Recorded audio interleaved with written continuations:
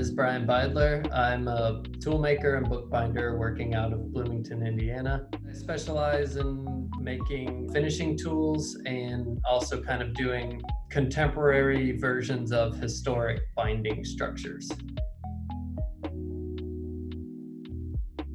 One of the things that really inspires me has always been historic books, ranging from like the late medieval period through kind of like peak hand press period. Here's a book from the early 18th century. It's just like a perfect example of the kind of quirkiness and charm that I find really inspiring. If you look really closely, you can see, there's these little fleur-de-lis, missing one in one of the corners.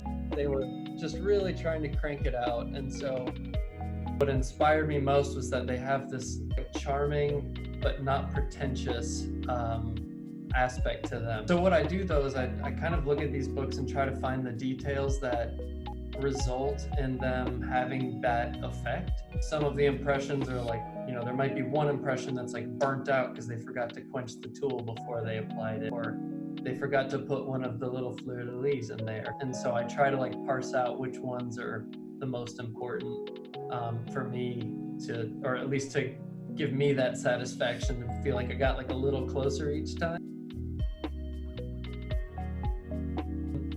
Going to materials, a more recent endeavor has to do with the book board that they were actually using for their cover stock. Well, here's a 18th century Spanish binding. Hoping that you can kind of see a little bit of that texture on the board. I've been working with a paper maker, Andrea Peterson. This is a sample of board that Andrea has made for me. Once again, for my purposes, I'm not looking to perfectly recreate something historic. It's more to like capture that feel, and the board is such a subtle thing. It's like a thing that you feel and maybe can't even put your finger on. Here's a recent book that I did. You can kind of see that texture and how it plays out underneath the tooling. And I mean, once again, too, if you open it, I want books that have like a give me factor. Like when you see it, you just say like, give me that, like I have to touch it.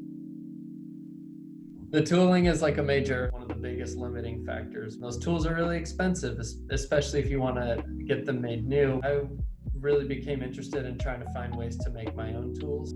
Some fateful day a few years, maybe 4 years ago or so, I took my first file to brass and was just like fell in love ever since. So here's like a finished tooling that I did. And I mean, you can see the lines are crooked. To me, that's the appeal of it. It's something that is so glitzy and it catches your eye. But then at the same time, you look at it and you're like, oh, that impression's a little different from that impression.